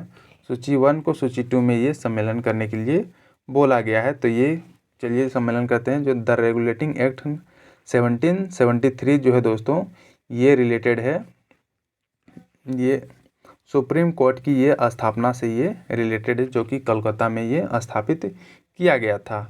और है अगला है भारतीय परिषद अधिनियम 1909, ये किससे रिलेटेड है, ये रिलेटेड है द्वैध शासन से, ये रिलेटेड है। और सॉरी, ये द्वैध शासन से ये रिलेटेड नहीं होगा, ये होगा आपका सांप्रदायिक निर्वाचन मंडल का प्रारंभ से ये रिलेटेड है। अगला है भारतीय सरकार अधिनियम 1919, ये रिलेटेड है दोस्तों, ये द्वैध शासन से ये रिलेटेड है। और डी में दिया गया है भारत सरकार अधिनियम 1935 जो है ये रिलेटेड है प्रदेशों की स्वायत्तता के लिए प्रावधान। मतलब इसका अगर देखा जाए तो ऑप्शन नंबर बी जो है ये करेक्ट आंसर होगा। तो ये सभी चीज़ें जो है ये जो अंग्रेजों के द्वारा विभिन्न प्रकार के अधिनियम लाए गए थे उन सभी की ये व्याख्या है, तो इसे ध्यान में रखें। इतनी डिटेल प्रश्न आपको देखने को मिल सकती है एग्जाम में। अगला जानते हैं, इन व्यक्तियों में से कौन एक कैबिनेट मिशन का सदस्य नहीं था। इनमें से कौन जो था जो कि कैबिनेट मिशन का ये सदस्य नहीं था। तो दोस्तों जो विलियम वुड जो था यही कैबिनेट मिशन का सदस्य नहीं था, बाकी जितने जो भी थे ये पैथिक लॉरेंस, स्टैटफोर्ड क्रिप्स और एबी अलेक्जेंडर, ये सभी जो है दोस्तों ये कैबिनेट मिशन के ये सदस्य थे। अगला जानते हैं, सूची 1 को सूची 2 में ये सम्मेलन करने के लिए इसमें भी बोला जा रहा है, तो इसमें से कौन सा ये करेक्ट होगा ये पूछा जा रहा है। इसमें चलिए देखते हैं, भारत का नियंत्रण एवं महालेखा परीक्षक जो है दोस्तों ये कौन से आर्टिकल में ये मेंशन किया हुआ है हमारे संविधान में। तो ये मेंशन किया हुआ है आर्टिकल नंबर 148 में मेंशन किया हुआ है, दैट मीन्स 3 इसका करेक्ट होगा। और जो वित्त आयोग है मतलब फाइनेंस कमीशन जो है ये मेंशन किया हुआ है हमारे अनुच्छेद में, मतलब जो भारतीय संविधान का जो अनुच्छेद है आर्टिकल है उसमें मेंशन किया हुआ है, ये अनुच्छेद नंबर 280 में वित्त आयोग का मेंशन किया हुआ है। और सी में देखा जाए तो जो प्रशासनिक अधिकरण जो है ये मेंशन किया हुआ है अनुच्छेद नंबर 323 ए में मेंशन किया हुआ। और जो संघ लोक सेवा आयोग जो है ये आर्टिकल नंबर 315 में ये मेंशन किया हुआ है। तो ये सभी जो चीज़ें हैं जो हमारे भारतीय संविधान से ये प्रश्न डाले गए हैं, जो कि विभिन्न आर्टिकल जो कि रिलेटेड हैं विभिन्न चीज़ों से। तो इसे याद रख लें कि संघ लोक सेवा का जो मेंशन किया हुआ है ये आर्टिकल नंबर 315 में ये मेंशन किया हुआ है। और वित्त आयोग का 280 में, प्रशासनिक अधिकरण का जो मेंशन किया हुआ है 323 सब क्लॉज ए में। और जो है दोस्तों भारत का नियंत्रण एवं महालेखा परीक्षक जिसको बोलते हैं वो आर्टिकल नंबर 148 में मेंशन किया हुआ है। चलिए जानते हैं अब अगला प्रश्न क्या है। निम्नलिखित में से किस निकाय या फिर किन निकायों का संविधान में उल्लेख नहीं किया हुआ है। हमारे संविधान जो है में उसका उल्लेख नहीं किया हुआ है। इसमें दिया गया है राष्ट्र विकास परिषद, योजना आयोग, क्षेत्र परिषदें। तो इनमें से किनका उल्लेख नहीं किया गया है हमारे संविधान में। तो दोस्तों इन तीनों का उल्लेख नहीं किया गया है हमारे संविधान में, that means option number D ये करेक्ट आंसर होगा। अब नेक्स्ट जानते हैं अगला क्या है। इसमें दिया गया एक साइड सूची समितियां दिया गया है, दूसरे साइड सुझाव दिया गया है, मतलब कौन से समिति के द्वारा क्या क्या सुझाव ये दिए गए थे ये दिया गया है। तो चलिए जानते हैं किस समिति के द्वारा क्या सुझाव दिया गया था। तो बलवंत राय मेहता समिति जो है दोस्तों इसके द्वारा सुझाव दिया गया था त्रिस्तरीय पद्धति का सुझाव दिया गया था। अशोक मेहता समिति के द्वारा ये दिया गया था द्विस्तरीय सुझाव दिया गया था। और LM सिंघवी का जो समिति था ये सुझाव दिए थे स्थानीय स्वशासन पद्धति से रिलेटेड। और जो JV राव समिति है ये प्रतिनिधित्व के तरीके में सुधार से रिलेटेड ये समिति को ये बनाया गया था। तो ये ध्यान में रखें, जो द्विस्तरीय पंचायती राज व्यवस्था जो है ये अशोक मेहता, बलवंत राय मेहता जी के द्वारा त्रिस्तरीय पंचायती राज व्यवस्था का जो गठन किया गया था, इससे के तहत ये किया गया था। तो ये सभी चीज़ें जो है ये पॉलिटी से रिलेटेड प्रश्न है। अब अगला जानते हैं, निम्न में से किस संविधान संशोधन अधिनियम से नगरपालिकाओं को संवैधानिक परिस्थिति मतलब प्रदान की गई थी? तो इसमें दिया गया संविधान 73वां संशोधन अधिनियम 1992, संविधान 74वां संशोधन अधिनियम 1992, संविधान 75वां संशोधन अधिनियम 1993 और डी में दिया गया उपयुक्त में से कोई नहीं। तो कौन से संविधान संशोधन के तहत नगरपालिकाओं को संवैधानिक स्थिति प्रदान की गई थी? तो ये दोस्तों ये 74वां संविधान संशोधन अधिनियम 1992 के तहत ये प्रदान किया गया था। नगरपालिका जो होती है उसको संवैधानिक स्थिति प्रदान की गई थी। अगला जानते हैं, इसमें दिया गया है भारतीय रिजर्व बैंक जो RBI है के संबंध में निम्नलिखित कथनों पर विचार करने के लिए बोला जा रहा है। तो इसमें दिया गया वह केंद्र सरकार का बैंकर है। सेकंड में दिया गया वह मौद्रिक नीति बनाता है और लागू करता है। थर्ड में दिया गया वो अंतर्राष्ट्रीय मुद्रा कोष के सिलसिले में सरकार के एजेंट के रूप में काम करता है। फोर्थ में दिया गया वो भारत सरकार के ऋण दान कार्यक्रम को संचालित करता है। तो इसमें दिया गया कौन कौन से कथन जो है वो सत्य है, सही है, ये पूछा जा रहा है। ए में दिया गया है 1 और 2 सही है, बी में दिया गया है 2, 3 और 4 सही है, सी में दिया गया 1, 2, 3 और 4 सही है और डी में दिया गया 3 और 4 सही है। तो इनमें से कौन कौन से जो स्टेटमेंट जो है ये RBI से रिलेटेड जो कि ट्रू स्टेटमेंट है? तो ये सभी जो स्टेटमेंट दिए गए हैं दोस्तों ये सभी ट्रू स्टेटमेंट है। That means option number C इसका करेक्ट आंसर होगा। अगला जानते हैं, उदारीकरण, निजीकरण और भूमंडलीकरण की नई आर्थिक नीति घोषित की गई थी। तो इसमें जब उस टाइम मतलब इस टाइम कौन से प्रधानमंत्री थे जिनके द्वारा इन सभी चीज़ों को ग्लोबलाइजेशन, प्राइवेटाइजेशन, ये सभी चीज़ें जो है इसकी घोषणा की गई थी? तो इसमें दिया गया है दोस्तों राजीव गांधी द्वारा, विश्वनाथ प्रताप सिंह द्वारा, नरसिम्हा राव द्वारा और अटल बिहारी वाजपेयी द्वारा। तो ये किनके द्वारा इसकी घोषणा की गई थी ताकि हमारा इकोनॉमी जो है वो सबके लिए ओपन हो और जो है देश की आर्थिक व्यवस्था जो है वो सुधरे? तो ये किया गया था नरसिम्हा राव जी के द्वारा इसकी घोषणा की गई थी। उदारीकरण, निजीकरण और भूमंडलीकरण की ये घोषणा किया गया था। अगला प्रश्न है, प्रच्छन्न बेरोजगारी का सामान्यतः अर्थ क्या होता है, ये पूछा जा रहा है। इसमें दिया गया दोस्तों लोग बड़ी संख्या में बेरोजगार रहते हैं, वैकल्पिक रोजगार उपलब्ध नहीं है, श्रमिक की सीमांत उत्पादकता शून्य है और डी में दिया गया श्रमिकों की उत्पादकता नीची है। तो इसका करेक्ट आंसर क्या है? इसका करेक्ट आंसर होगा दोस्तों option number C, that means श्रमिक की सीमांत उत्पादकता शून्य है। इसका कहने का मतलब ये है, अगर सिंपल भाषा में समझे, मान लीजिए एक परिवार में मैक्सिमम मतलब 7-8 लोग हैं और उसमें जो खेती की जाती है, कृषि की जाती है, उसमें रिक्वायरमेंट है मान लीजिए 2 आदमी की रिक्वायरमेंट है, लेकिन उस खेती के लिए सभी आदमियों को लगाना मतलब जो बाकी 6 आदमी हैं उन सभी को उस खेती में लगाना, जो कि वो ज़रूरी नहीं है 2 आदमी से काम बन सकता था।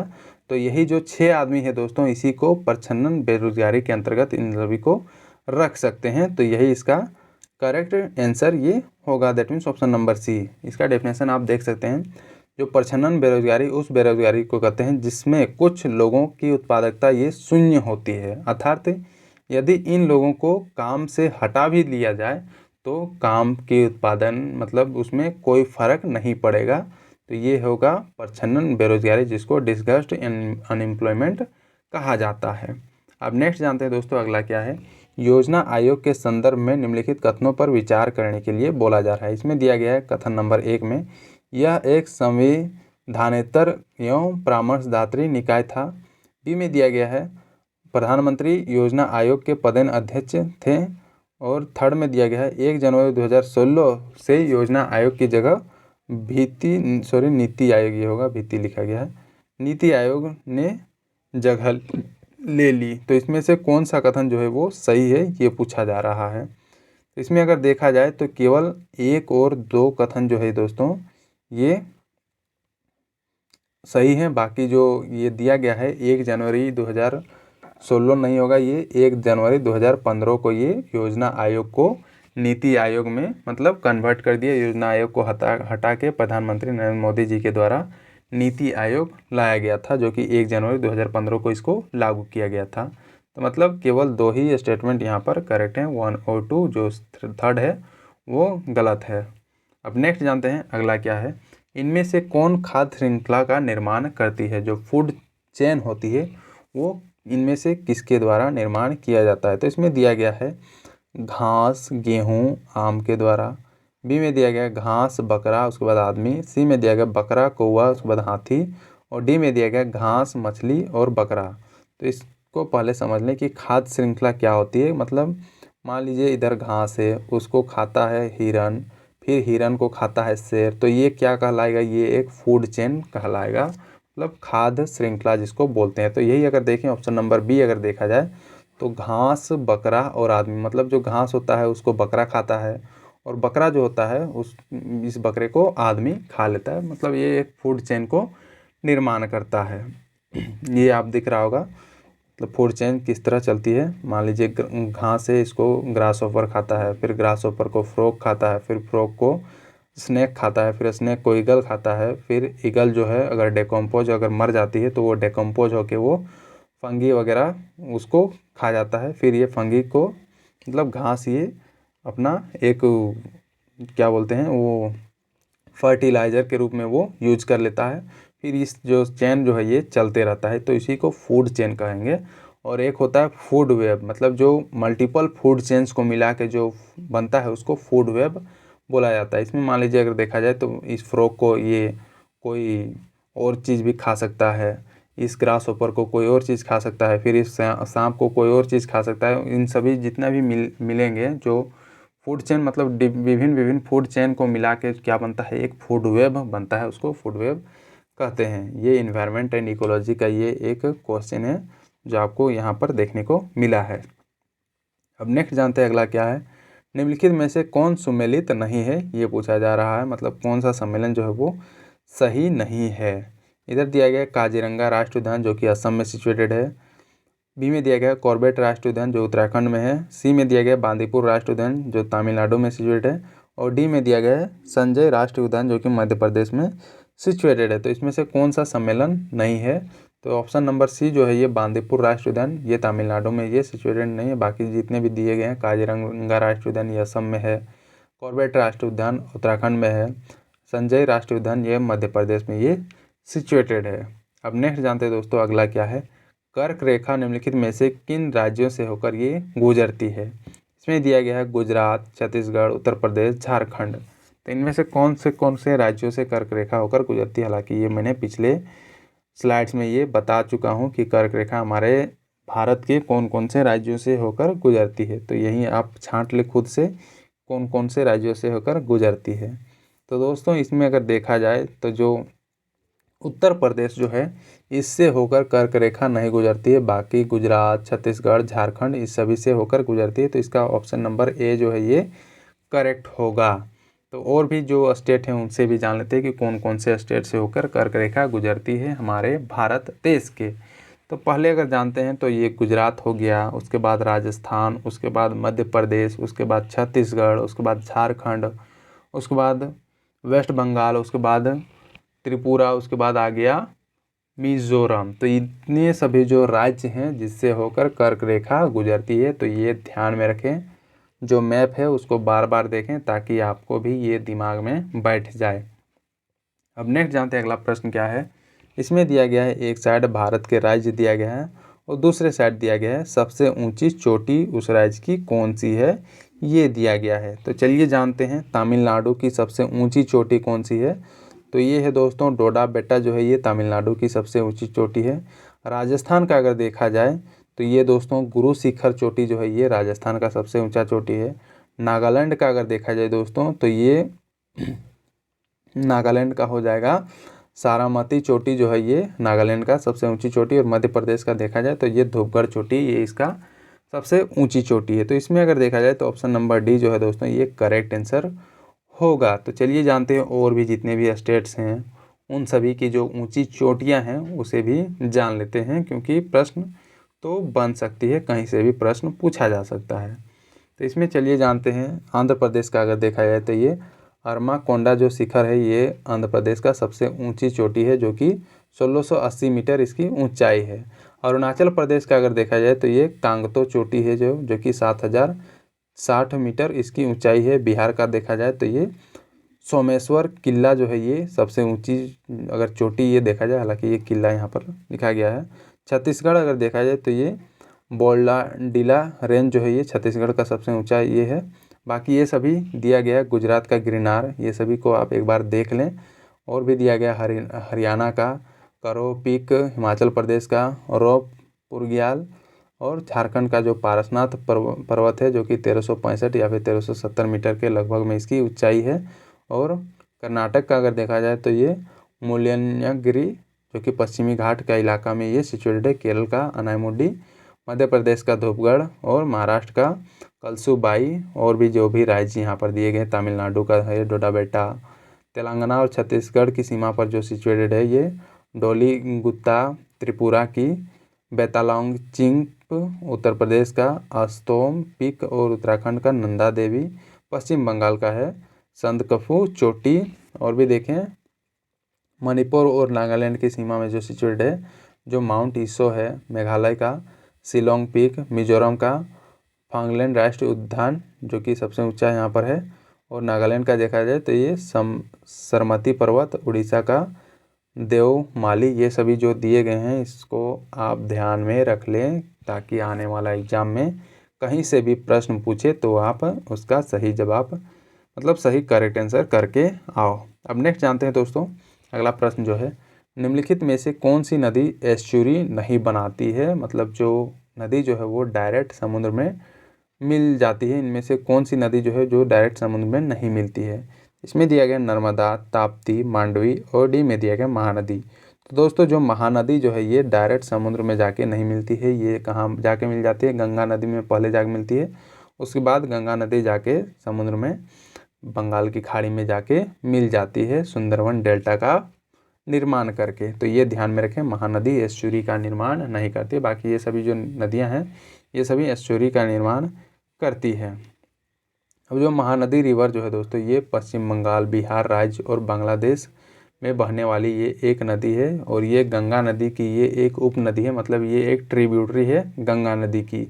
और ये जो है दोस्तों गंगा नदी की अंतिम सहायक नदी है, मतलब लास्ट में ये आके मिलती है। और यह पश्चिम बंगाल और बिहार का ये बॉर्डर भी बनाती है जो महानदी है। तो महानदी से रिलेटेड इतनी सारी चीज़ें हैं।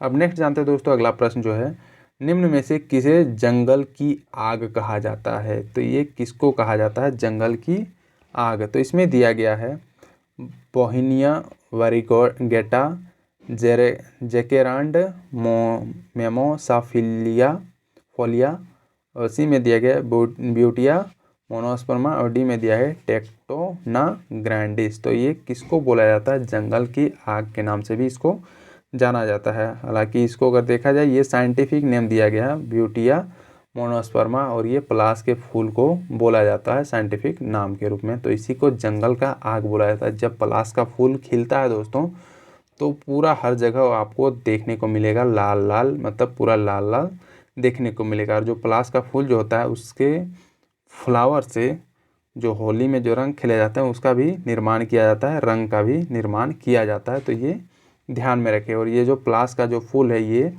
हमारे झारखंड राज्य का राजकीय फूल है, और उत्तर प्रदेश का भी ये राजकीय फूल है। तो ये भी ध्यान में रखें। और इसका वैज्ञानिक नाम ब्यूटिया मोनोस्पर्मा है। और ये लैब असिस्टेंट के एग्ज़ाम में जो बायोलॉजी का जो पूछा गया था उसमें ये पूछा गया था, ये प्रश्न काफ़ी बार ये रिपीट किया था। जो मैंने लैब असिस्टेंट का जो एनालिसिस किया हुआ है उसमें आपको देखने को मिल जाएगा, चाहे आप देख सकते हैं जितने भी एनालिसिस किए हुए हैं, क्योंकि वहाँ से भी आपको मैक्सिमम प्रश्न है जो दोस्तों वो रिपीटेड मिलेंगे। तो उसे भी आप ध्यान दें। उन सभी जो प्रश्न पूछे गए थे जैसे सी के द्वारा लैब असिस्टेंट में मैंने काफ़ी वीडियो में मैंने डाला हुआ है, तो उसे आप एक बार दो बार ज़रूर देखें ताकि आपको समझ में आए कि किस किस क्षेत्र से किस किस टॉपिक से प्रश्न जो है वो काफ़ी बार पूछे जाते हैं।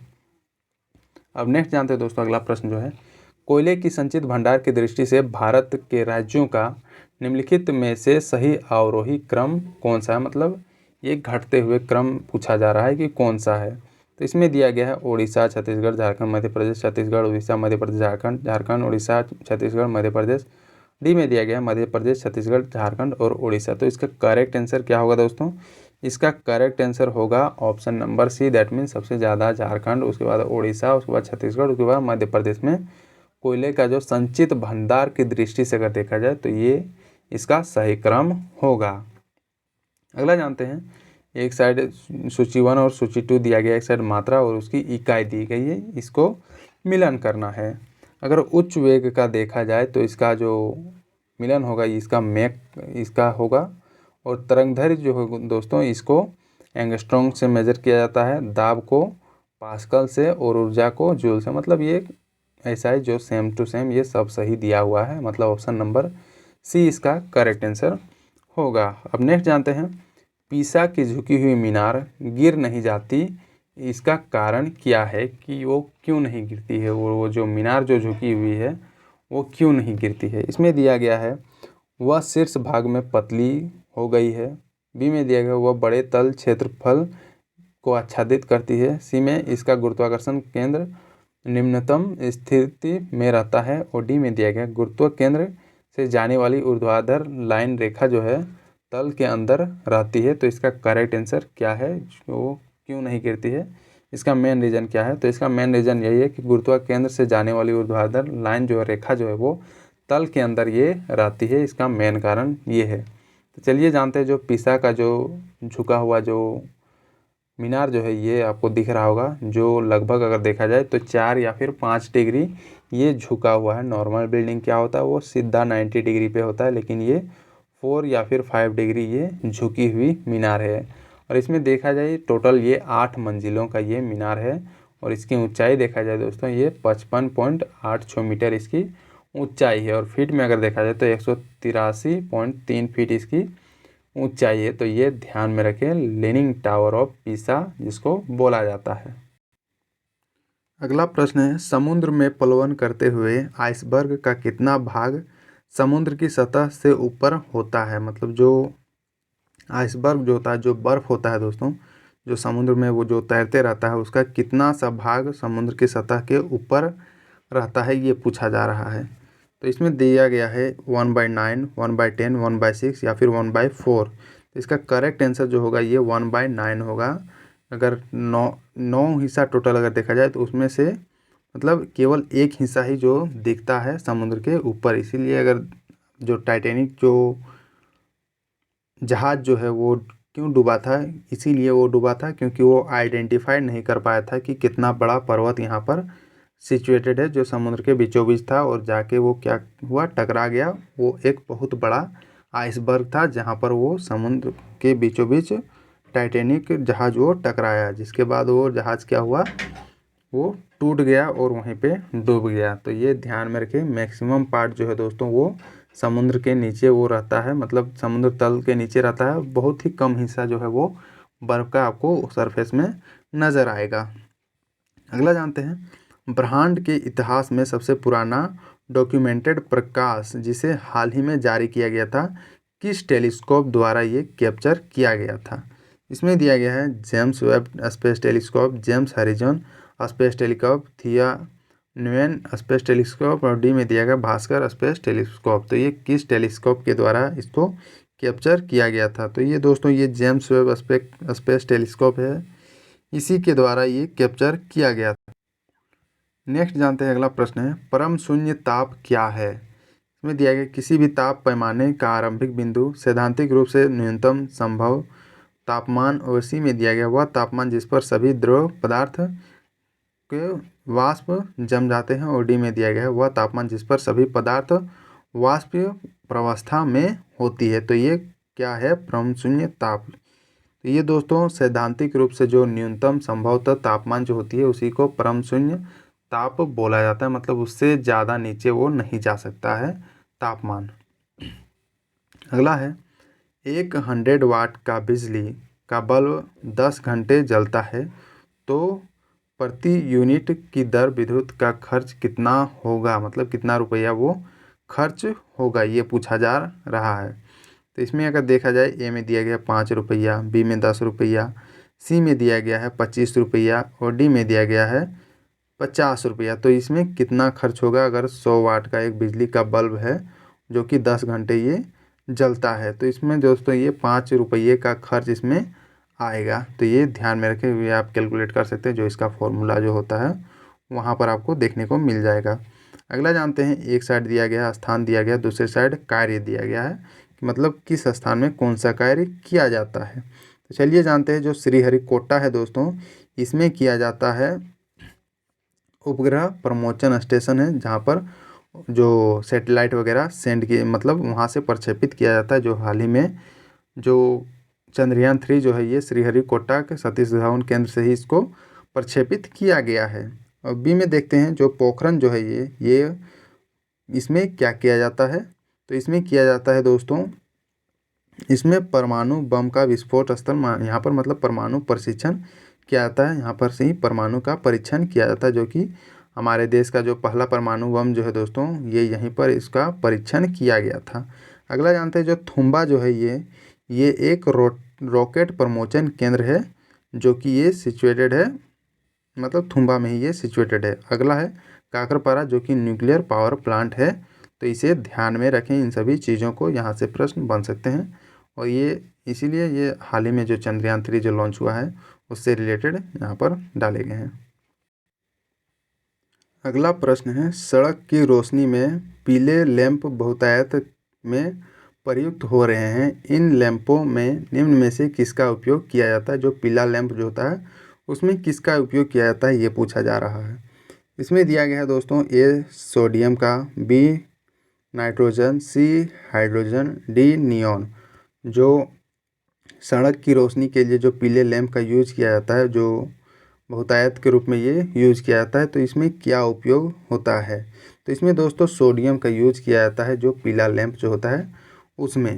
अब नेक्स्ट जानते हैं, इस्पात स्लैग निम्नलिखित में से किसके लिए सामग्री हो सकता है। तो इसमें दिया गया है, आधार सड़क के निर्माण के लिए, कृषि मृदा के सुधार के लिए, थर्ड में दिया गया सीमेंट के उत्पादन के लिए। तो इसमें से कौन सा सही उत्तर है उसको चुनना है। तो इसमें दिया गया है केवल 1 और 2, केवल 2 और 3, केवल 1 और 3, और डी में दिया गया है 1, 2 और 3, मतलब तीनों जो है वो सही है। तो इसका करेक्ट आंसर क्या होगा, ऑप्शन नंबर डी ही इसका करेक्ट आंसर होगा।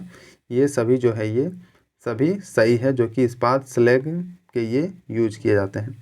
अगला जानते हैं, गोताखोरों के सांस लेने संबंधी क्रिया में उपयोग की जाने वाली गैस है, मतलब कौन से गैस का यूज किया जाता है। जो गोताखोर समुद्र में या फिर कोई तालाब या फिर बड़े तालाब में उतरते हैं नीचे, तो उसमें कौन से जो गैस का जो है इसमें यूज किया जाता है। तो इसमें दिया गया है दोस्तों, ऑक्सीजन तथा हीलियम, ऑक्सीजन तथा नाइट्रोजन, ऑक्सीजन तथा नियॉन, और डी में दिया गया ऑक्सीजन तथा आर्गन। तो किसका यूज किया जाता है मैक्सिमम, ये यूज किया जाता है ऑक्सीजन तथा हीलियम का यूज किया जाता है। जो गोताखोर जो सिलेंडर अपने पीछे बांध लेते हैं छोटा सा, और जो उतरते हैं समुद्र के नीचे या फिर पानी में जो जाते हैं। अगला जानते हैं, एक साइड दिया गया है, मतलब 2 ठो सूची दिया गया, इसको सम्मेलन करना है। एक साइड एसिड दिया गया है, दूसरी साइड दिया गया है कि वो कहाँ से प्राप्त होता है। तो चलिए जानते हैं, जो लैक्टिक एसिड जो दोस्तों ये जो होता है ये दूध में ये मिलता है। एसिटिक एसिड ये मिलता है, जो एसिटिक एसिड जो होता है दोस्तों ये पाया जाता है सिरका में, ये पाया जाता है। साइट्रिक एसिड जो होता है दोस्तों ये नींबू में पाया जाता है, और ब्यूटारिक एसिड जो होता है दुर्गंध युक्त मक्खन में ये देखने को मिलता है। मतलब इसका करेक्ट आंसर अगर देखा जाए तो ऑप्शन नंबर सी इसका करेक्ट आंसर होगा। अब नेक्स्ट जानते हैं, अगला फिर दिया गया है, एक साइड ये मेटल्स दिए गए हैं, दूसरे साइड ये मतलब किस में इसका यूज किया जाता है ये दिया गया है। तो चलिए जानते हैं इसको भी। लोहा जो कि ये यूज होता है, मतलब ये हीमोग्लोबिन में सबसे ज़्यादा पाया जाता है। और सीसा सोसा जो होता है, मतलब ये सीसा होगा, क्या टाइप हो गया है। सीसा जो होता है दोस्तों ये सबसे ज़्यादा जो होता है ये संचायक बैटरी में इसका यूज किया जाता है। और चांदी जो होता है दोस्तों ये फोटोग्राफी में इसका यूज किया जाता है। और तांबा जो है ये तड़ित चालक जो बनता है उसमें यूज किया जाता है। तो इसका अगर देखा जाए तो ये ऑप्शन नंबर डी इसका करेक्ट आंसर होगा। अब नेक्स्ट जानते हैं अगला प्रश्न क्या है। जैव विकास को सर्वप्रथम किसने समझाया था? तो ये दोस्तों ये समझाया गया था लेमार्क के द्वारा। जैव विकास को सबसे पहले समझाया गया था। अगला है कपास का प्रमुख घटक क्या है? जो कपास जो है उसका प्रमुख घटक क्या है दोस्तों? तो इसका प्रमुख घटक है सेल्यूलोज, जो कपड़ा वगैरह बनाने में ये काम आता है। जो कपास का खेती किया जाता है, जो काली मिट्टी में सबसे ज़्यादा कपास की खेती की जाती है। तो ये भी ध्यान में रखें, काली मिट्टी सबसे उपयुक्त मानी जाती है कपास की खेती के लिए। अगला जानते हैं डीएनए की द्विकुंडलिनी संरचना किसके द्वारा ये दी गई थी? तो ये दोस्तों ये दिया गया था वाटसन एवं क्रिक के द्वारा। जो डीएनए का डबल हेलिक्स मॉडल जो है ये वाटसन एंड क्रिक के द्वारा ये दिया गया था। अगला है शरीर में अतिरिक्त ग्लूकोज ग्लाइकोजन में परिवर्तित होकर भंडारित रहता है। तो ये किस में भंडारित रहता है? ये भंडारित रहता है यकृत में, ये भंडारित रहता है। अगला जानते हैं हाल ही में किस संस्थान ने परम अनंत सुपर कंप्यूटर का अनावरण किया था, मतलब निर्माण किया था? तो ये दोस्तों आईआईटी गांधीनगर के द्वारा ये निर्माण किया गया था, जो कि परम अनंत एक सुपर कंप्यूटर है, इसी का अनावरण किया गया था। अगला है दोस्तों एक स्वस्थ वयस्क मनुष्य में रक्त की कुल परिमाप कितनी होती है? मतलब वो कोई भी अगर एक हेल्दी पर्सन हो उसके शरीर में कितना जो है लीटर जो है वो खून पाया जाता है?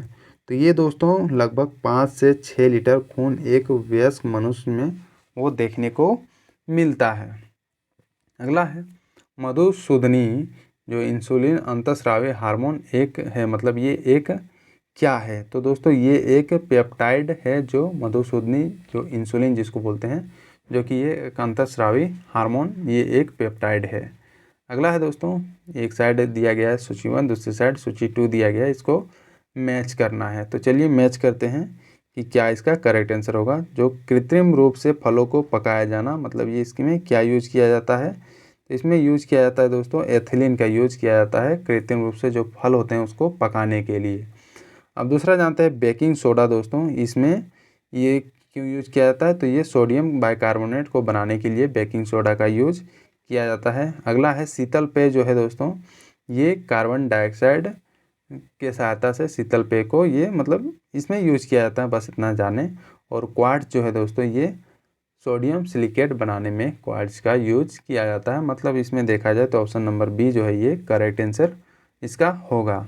अगला जानते हैं मेन फ्रेम या फिर सुपर कंप्यूटर में एक्सेस के लिए यूजर्स अक्सर किस चीज़ का उपयोग करते हैं? तो इसमें दोस्तों अगर देखा जाए तो मेनली ये टर्मिनल का यूज किया जाता है, जो सुपर कंप्यूटर के एक्सेस के लिए यूजर्स के द्वारा ये यूज किया जाता है। अगला है सुपर कंप्यूटर प्राथमिक रूप से किसके लिए उपयोगी है? तो ये किसके लिए उपयोगी है? इसमें दिया गया इनपुट आउटपुट इंसेंटिव प्रोसेसिंग के लिए, डाटा रिट्रीवल ऑपरेशंस के लिए, मैथमेटिकल इंटेंसिव साइंटिफिक एप्लीकेशन के लिए, और डी में दिया गया इन सभी के लिए। तो जो सुपर कंप्यूटर जो होते हैं ये सभी कामों के लिए ये उपयोगी होते हैं। That means option number D इसका करेक्ट आंसर होगा। अगला जानते हैं सीपीयू क्या है? मतलब सीपीयू का मेन कार्य या फिर ये किस प्रकार का ये डिवाइस है? तो इसमें दिया गया है input device, output device, processing device या फिर स्टोरेज डिवाइस। तो दोस्तों जो सीपीयू जो है ये एक प्रकार का ये एक प्रोसेसिंग डिवाइस है। तो इसका फुल फॉर्म अगर देखा जाए तो ये सेंट्रल प्रोसेसिंग यूनिट इसका फुल फॉर्म होता है। ये भी ध्यान में रखें, क्योंकि जितने भी कंप्यूटर के टर्मिनोलॉजी हैं उसके फुल फॉर्म से रिलेटेड काफ़ी बार प्रश्न जो है ये पूछे गए हैं, जो कि मैंने लैब असिस्टेंट वगैरह के एग्ज़ाम में वो एनालिसिस किया हुआ है। अगला जानते हैं निम्न में से ईडीपी का पूरा नाम क्या है? तो दोस्तों इसका पूरा नाम अगर देखा जाए तो इलेक्ट्रॉनिक डाटा प्रोसेसिंग इसका फुल फॉर्म होता है ईडीपी का। अगला है कंप्यूटर प्रणाली में निम्न में से क्या इनपुट डिवाइस का उदाहरण नहीं है? कौन सा जो है वो इनपुट डिवाइस का वो उदाहरण नहीं है? तो दोस्तों ये जो प्रिंटर जो है ये एक आउटपुट डिवाइस का ये उदाहरण है, ये इनपुट डिवाइस का उदाहरण नहीं है, क्योंकि प्रिंटर के थ्रू हम लोग क्या करते हैं जो भी जो डॉक्यूमेंट का जो फॉर्मेट होता है उसका हम लोग हार्ड कॉपी ये प्रिंटर के थ्रू निकालते हैं और यही एक आउटपुट डिवाइस है। बाकी सभी ये दिए गए जो कीबोर्ड जो है ये सभी इनपुट डिवाइस है, स्कैनर इनपुट डिवाइस है, माउस जो है ये इनपुट डिवाइस है। अगला जानते हैं प्रिंट के लिए कौन सा मेन्यू सिलेक्ट किया जाता है।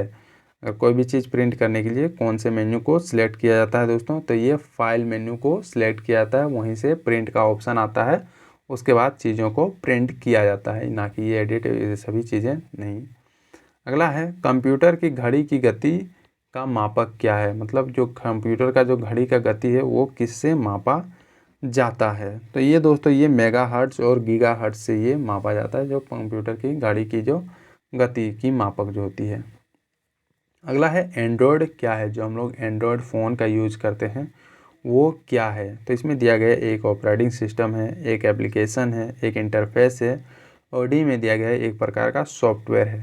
तो ये जो एंड्रॉयड जो है दोस्तों ये एक प्रकार का ये ऑपरेटिंग सिस्टम है। तो ये ध्यान में रखें, जो हम सभी यूज करते हैं। एंड्रॉयड हो गया, मैक हो गया, जो एप्पल फ़ोन जो सभी होते हैं ये सभी क्या है, ये ऑपरेटिंग सिस्टम्स हैं। अगला है ऑपरेटिंग सिस्टम में राउंड रॉबिन शेड्यूलिंग से क्या तात्पर्य है। तो इसमें दिया गया है एक प्रकार का शेड्यूलिंग प्रोसेस एप्लीकेशन पॉलिसी, सी में दिया गया मेमोरी एप्लीकेशन पॉलिसी और डी में दिया गया है रेपिटेशन पॉलिसी। तो जो ऑपरेटिंग सिस्टम में राउंड रॉबिन शेड्यूलिंग जो है ये दोस्तों ये एक प्रकार का प्रोसेस एप्लीकेशन पॉलिसी ये है। तो ये ध्यान में रखें। अगला है निम्नलिखित कथनों पर विचार कीजिए तथा नीचे दिए गए कुट से सही उत्तर को चुनिए। इसमें दिया गया है स्टेटमेंट 1 में .NET फ्रेमवर्क माइक्रोसॉफ्ट द्वारा विकसित किया गया है। सेकंड में दिया गया जावा सन माइक्रोसिस्टम द्वारा विकसित ओपन सोर्स टेक्नोलॉजी है। तो इनमें से कौन सा जो है वो सही है। तो ए में दिया गया केवल एक सही है, बी में दिया केवल 2 सही है, सी में दिया गया 1 या 2 दोनों सही है और डी में दिया गया कोई नहीं सही है। तो इसका करेक्ट आंसर क्या है, ऑप्शन नंबर सी इसका करेक्ट आंसर है, मतलब दोनों ये सही है। अगला है दोस्तों निम्नलिखित में सिस्टम सॉफ्टवेयर कौन सा है। इसमें से दिया गया है उनमें से कौन सा सिस्टम सॉफ्टवेयर है। दिया गया है database program, spreadsheet, word processor, compiler. तो इनमें से कौन सा जो है वो सिस्टम सॉफ्टवेयर है। तो दोस्तों जो कंपाइलर जो है यही एक प्रकार का सिस्टम सॉफ्टवेयर है, बाकी ये सभी नहीं है। अगला है BCD का पूरा नाम क्या है। तो दोस्तों इसका पूरा फुल फॉर्म अगर देखा जाए तो ये बाइनरी कोडेड डेसिमल इसका फुल फॉर्म होगा, BCD का फुल फॉर्म।